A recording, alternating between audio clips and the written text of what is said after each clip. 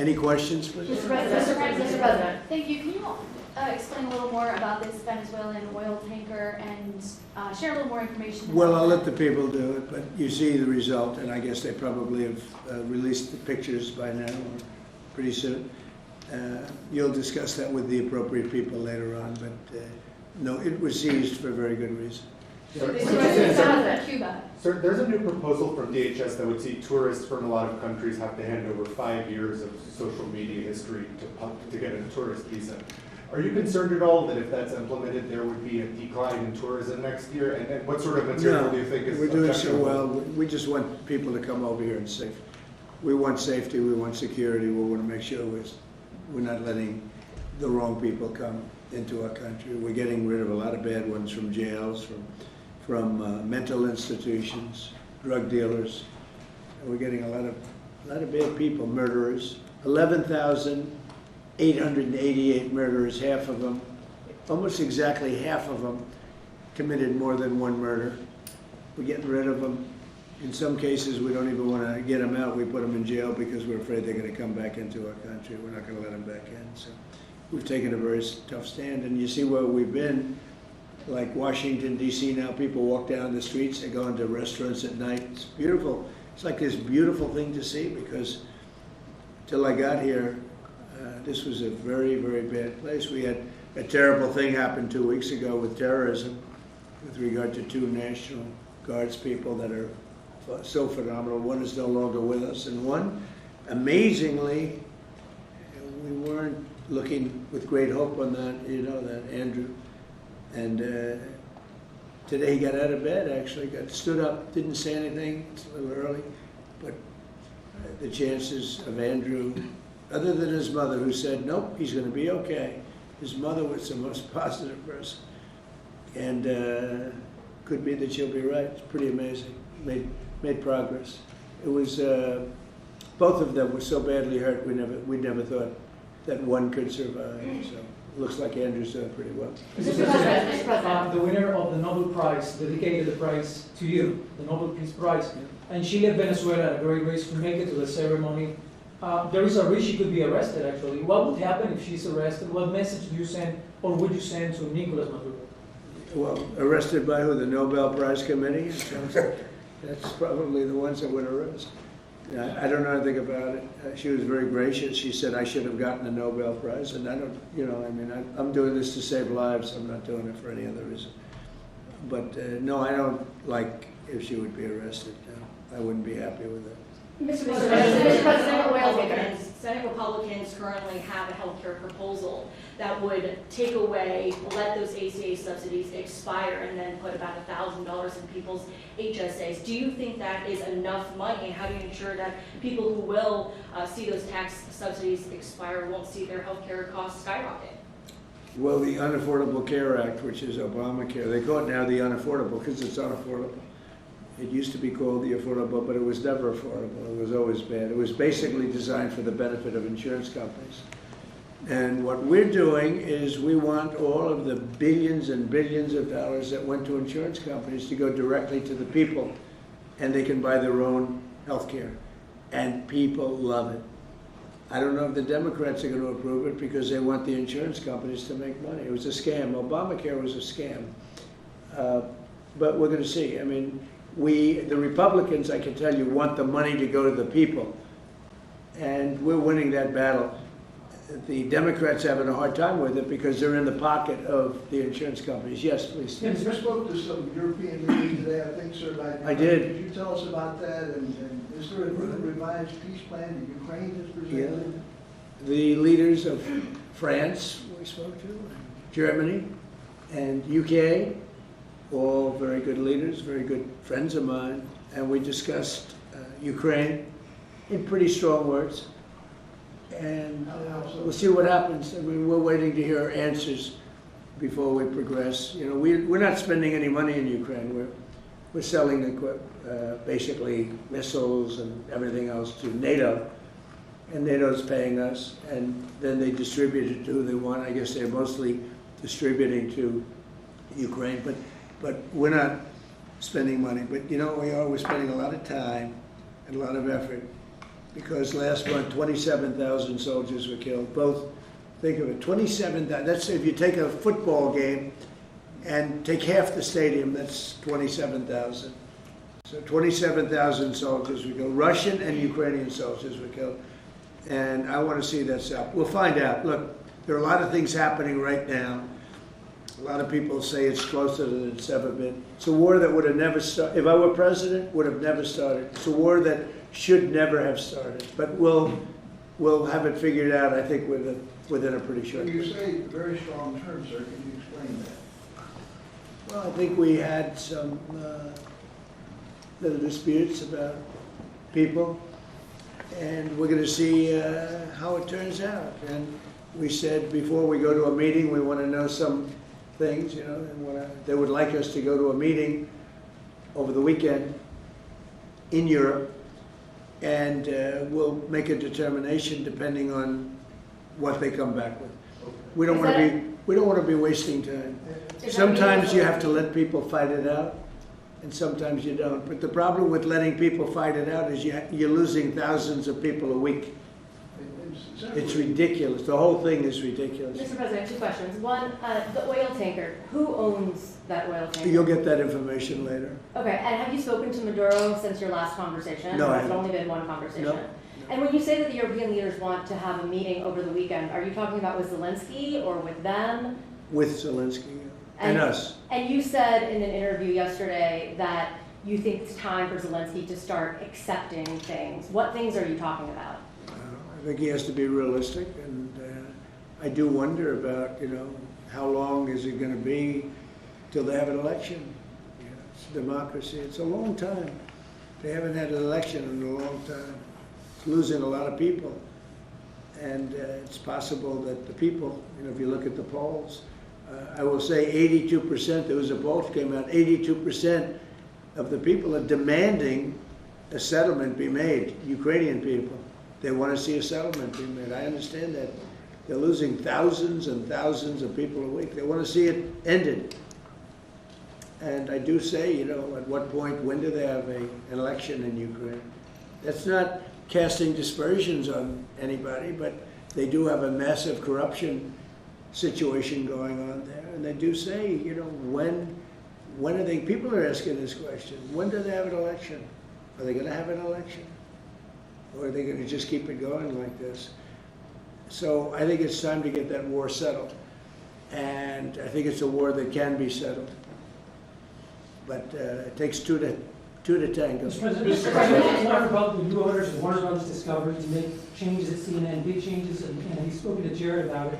What are you doing with him, or are you just sort of walling him off a little bit? So what do you want to know? What changes do you want to see at CNN under new ownership? Well, I'm not involved in that. I will be probably involved, maybe involved in the decision. It depends. You have some good companies bidding on it. I think the people that have run CNN for the last long period of time are a disgrace. I think it's imperative that CNN be sold, because you certainly wouldn't want to put people, just leave those people with some money, good money, and CNN, so that, you know, they can spend even more money spreading poison, because it's lies. It's a disgrace. So I wouldn't want to see the same company end up with CNN, the same company with money, because right now they don't have too much money. But they have value, I guess, based on the bids. So you've got value. But I think CNN should be sold, because I think the people that are running CNN right now are either corrupt or incompetent.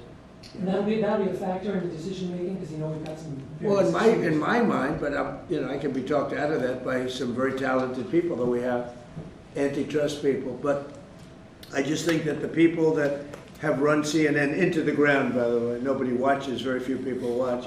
I don't think they should be entrusted with running CNN any longer. So I think any deal should be guaranteed and certain that CNN is part of it, or sold separately. But I don't think the people that are running that company right now and running CNN, which is a very dishonest group of people, I don't think that should be allowed to continue. I think CNN should be sold along with everything else. Mr. Sir, President. lastly, you spoke about affordability earlier in your remarks and yesterday in Pennsylvania. How much more can we expect to see you on the road kind of delivering that message? And are you worried at all about the Democrats winning a couple more things in Miami and Georgia? I don't worry, but it's like statistically, it's amazing when you win the presidency, even if you win by a landslide like we did, and even if you do a good job, and some people say we've done the best opening 10 months in history, in the history of the presidency. I think we have.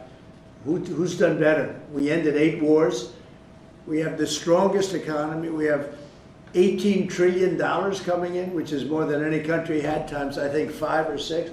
18 trillion is a lot even in your standard, right? Yes, sir. Even for that guy, 18 trillion is big numbers. But we have $18 trillion coming in. Pretty amazing, right? I think Qualcomm would be very impressed if they had even a little piece of that. So we've done a great job. But for whatever reason, and nobody's been able to give me an answer, when you win the presidency, you seem to lose the midterms. Even if you win the presidency by a lot and you do a great job as president. Some presidents have done good, and they've lost, I think it's like 2 times in the last many, many years it's been won.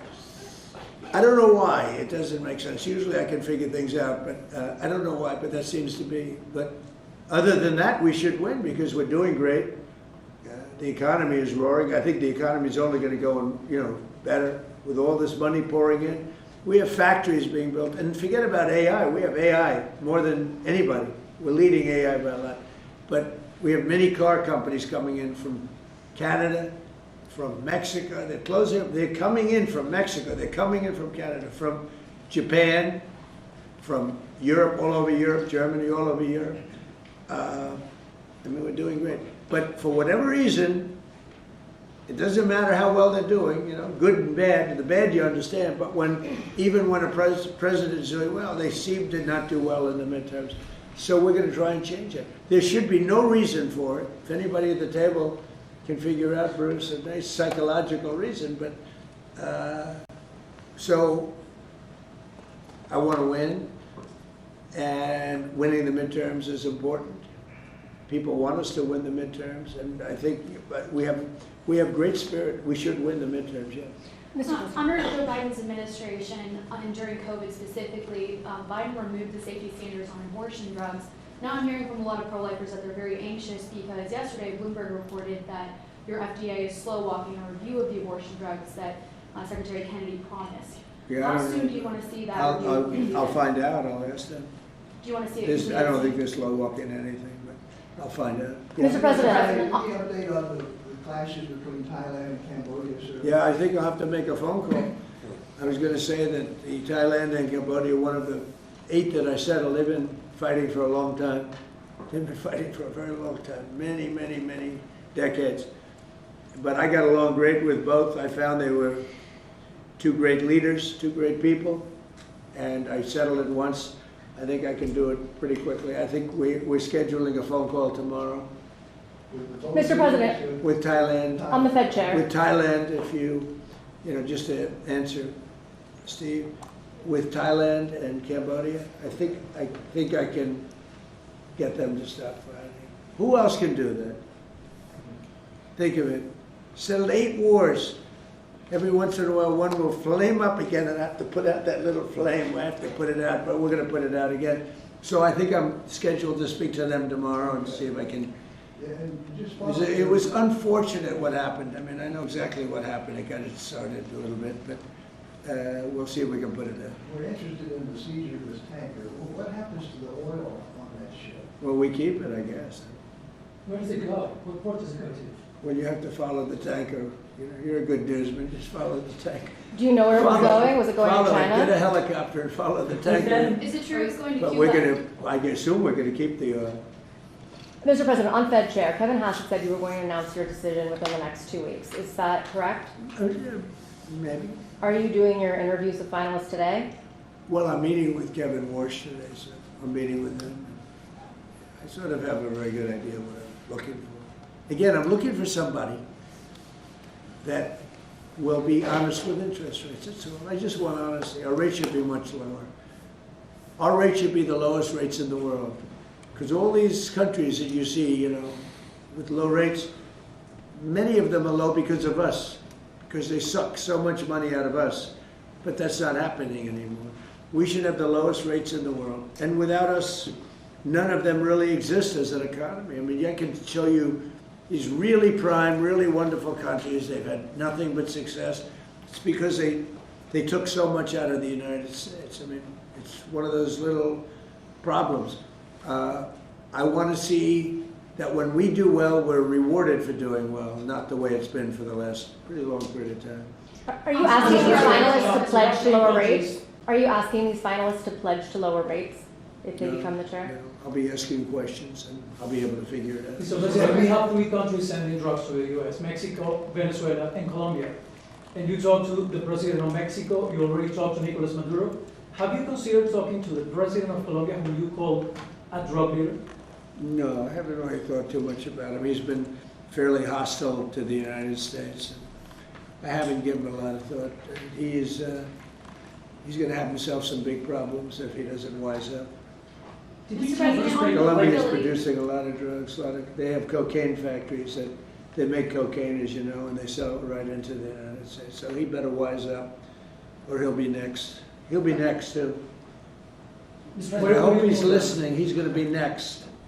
Yes, Mr. President, because we don't like people when they kill people, and they sell drugs. They kill them in the United States, and Colombia is a major manufacturer of drugs, meaning cocaine in particular, as you know. Thank you, Mr. President. Thank you. Multiple House Republicans in recent weeks, days, have been critical of Speaker Mike Johnson.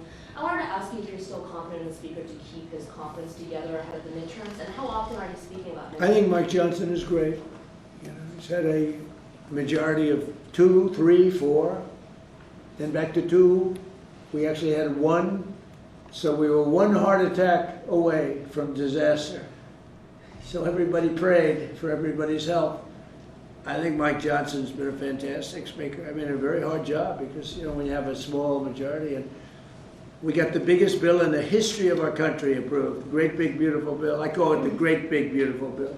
There are different names for it, but to me it's a Great Big Beautiful Bill because it gives the biggest tax cuts in history, the biggest regulation cuts in history. No tax on tips, no tax on Social Security, no tax on overtime. I think Mike Johnson's been a great speaker. I think few people could have done that job. Do you want to see another big package move through Capitol Hill in the next year, or? Well, we don't need it because we got everything. You know, this was supposed to be 17 bills. I think it was my idea, but, you know, with the concurrence of people that have done this a long time. And I said, why don't we make it 1 bill? Because it's very hard to get things approved by the Democrats. And it worked out because there was something good for everybody. If we would have done 17 bills, we wouldn't have gotten 1/3 of them approved. There was something great for everybody in the one, you know, the Great Big Beautiful Bill. if I could follow up, it's good to see you, Mr. President. I can follow up on the event last night in Pennsylvania, huge crowd turned out Yeah, there. big crowd. It seemed like Rally Trump was in prime condition last night. You enjoyed it. Can you just give me your thoughts on that? Then I do have a question on the gold card. Last night was amazing in Pennsylvania. We had a tremendous crowd. It was like freezing. And the people, the thousands of people in the sidewalk trying to get in, or the streets. It was an amazing evening, actually, and I think people really enjoyed it. I enjoyed it. You could tell that. I can tell that you enjoyed I it. enjoyed it, I really. Well, you know, it's easy to enjoy when you do a good job, and, you know, when you can talk about things in a very positive way. It's hard not to say. We have potentially the greatest economic boom in the history of the world. It's being built right now. And when it opens, there will be nothing ever in history like what's happening in our country. And, you know, Washington, D.C. is safe, and Memphis is now. Look at Memphis. Crime is down 60% in Memphis. We just got there 3 weeks ago. And we're going to have New Orleans. New Orleans was just sent a group of people there, and crime is down 28% in about 3 days. No, we do a good job, you know, and these are central casting people. These people they're very tough people if they have to be. They're very good, they're great patriots, but they are the toughest. And They don't take any nonsense. And every place we go, we knock down crime.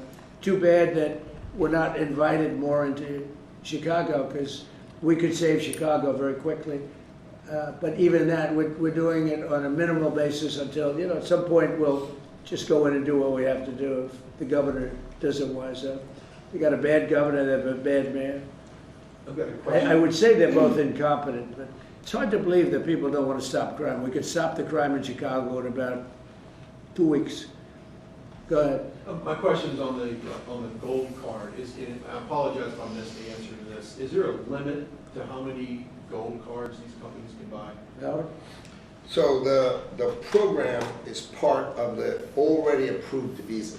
So we're just going to have great people come into this country. The average green card holder earned less than the average American. So they were more likely to be on the dole and be on our assistance programs than average Americans. And the idea is from President Trump, he wants to raise it, bring in the best people into America. So same visas, but now just full of the best people. Basically, it's a green card, but much better, much more powerful, a much stronger path. And a path is a big deal. Have to be great people, but much stronger path. And it also, in addition to that, helps companies, because not only for companies, but if IBM gets somebody #1 in his class at the Wharton School of Finance, and you're dying to get the person, but you can't guarantee the person stays in the country, because oftentimes they'll say, I'm sorry, sir, you got to get out of here, you have 24 hours, right? And you say, where's my employee? Now IBM can buy a card, and that employee can be there for essentially a very long period of time. Mr. President, It's so needed for the companies. It's needed for others, but really it's basically a much better form of a green card. And you can't get green cards. They are impossible to get. This is much better than a green card. Yeah. Yes, sir, did you tell Bruce Lincoln not to run for governor, or that she should think about not running for governor? I haven't spoken to, first of all, he's a friend, she's a friend. These are two great people running. In a way, I hate to see them running against each other. I hope they're not going to be damaging each other. But Elisa's fantastic, and Bruce is, they're two fantastic people. And I always hate it when two very good friends of mine are running. And I hope there's not a lot of damage done. Sometimes it works the other way. The victor ends up being much stronger because of it. A lot of times that happens in politics. You think it's in a couple months to actually see who performs better? Well, I think in New York we have a convention toward the end of February, and I think you'll know pretty much at the end of February what's going to happen. And I'll probably have to, do what I want to do. But I hope that he's running now, as you know, and she's running. We have two very talented people. Either one should win against the Democrats. Mr. President, Mr. Mr. President, President. legacy story lately focuses on one of your cabinet members predicting that you're going to fire this one or you're going to get rid of that one. Of all your cabinet members, who would you perceive as the most under attack? Well, I think my cabinet is fantastic. I read these same stories that I'm unhappy with this one or that one, and I'm not. I think the cabinet's done a great job. I read a story that I was unhappy with Pete because he was attacking drug dealers. And I said, that's not exactly right. I would say very much the opposite. Pete Hegseth has been phenomenal. I read a story recently, I'm unhappy with Christie. I'm so happy with it. I mean, we have a closed border. We have a border that's the best border in the history of our country. Why would I be unhappy? She's fantastic, actually. We have a fantastic cabinet. Really fantastic cabinet. I mean, Lutnick I'll have to think about. No, Can't have everything. can't have everything. He's doing great. Well, Howard's done really well, and Scott's done really well. We have just a fantastic cabinet. I'll tell you who's doing a great job is Linda McMahon. We're bringing education back to the states where it belongs. Education is going, we can't do any worse than we're doing right now. Let the states run it. If you go back to some of our states that have run so well, so good, I would say 40 of them. And then you'll have trouble with 5, and you'll have bigger trouble with another 5. But you have 35 or 40 states that will run education as good as Norway or Denmark, Sweden. We have some, the heads of the list are Denmark, Norway, Sweden, a few others. I think if you go to Iowa and you go to Indiana and you go to, I can name a lot of states, I think it would be almost the equivalent to, maybe better.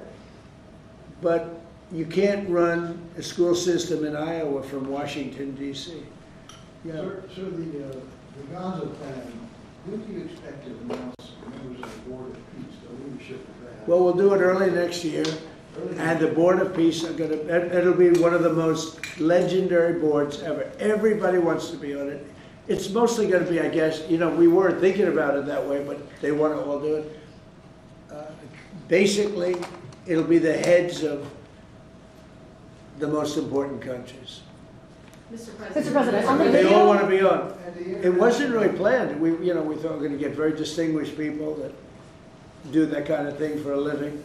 But really, it looks like it's turning out to be, they want to be on, the heads, the kings and the presidents, prime ministers, they all want to be on the board of this. Mr. President, on the video, Follow up to last night's rally, can you clarify, you have called the affordability crisis as a Democratic hoax, but you also want to make America affordable again? No, Can the you just word clarify? that they use is a hoax, and because they're the ones that caused the problem. Do I'm you- I'm talking about when you're trying to say it a different way. Now, it's pretty simple though, if you listen. It's a hoax where they created the problem. They're the ones that gave the high prices. So when they use the word affordability, they shouldn't be using that word because they're the ones that created this problem. They created the highest inflation in history, and they created the highest prices in history. And now we have to get those things down. But when they go, they look and they say affordability. They never discuss it. They just say the election's about affordability. Well, it may very well be. I think it's also about still the border. You have to remember the job. The sad thing is, for 7 months, we've had no people come through our border. Nobody can even believe it. 0 people. And the people that do that are largely Democrats, which the people that do the stats. We've had no people come in, other than coming in legally. But if you take a look, and nobody wants to talk about that. In fact, last night I said, let me talk about the border. My own people told me, sir, nobody cares about the border anymore. You've fixed the problem. I said, do I get a little credit for fixing a disaster where millions of people a month would flow into our country, and from prisons and from gangs and from drug dealers and mental institutions? They say, sir, you fixed the border. Nobody cares. I say, but I care. It's sad when you fix something and then you can't even use it. You can't talk about it. My own people don't want to talk about it anymore. But very simply, the Democrats created the worst crisis of inflation that this country has ever had. And with that came the highest prices that we've ever had. And I'm fixing it. Mr. President, has Secretary Hegseth told you why he hasn't released the video of the second strike? No, he hasn't. I thought that issue was dead. You're surprised you bring it up. You must be. Lawmakers are You still must be talk- CNN. Lawmakers are still Are you talking about it CNN? on the Hill. Are you CNN? I am with CNN. Oh, gee, I'm shocked to find out. But lawmakers are still talking about it on the Hill. Well, I'll tell you, I don't know about lawmakers. Which lawmakers you talking about? Mostly Democrats have been Talking talking about Democrats? trying to release I it. mean, the people that you work for, the Democrats? You know you work for the Democrats, don't you? You're basically an arm of the Democrat Party. Thank you very much, everybody. I appreciate it. Thank you. Thank you very much. When you want to talk? Thank you guys. Turn off the cameras. Thank you guys. We'll go out that way. Photographers, please keep going. Thank you.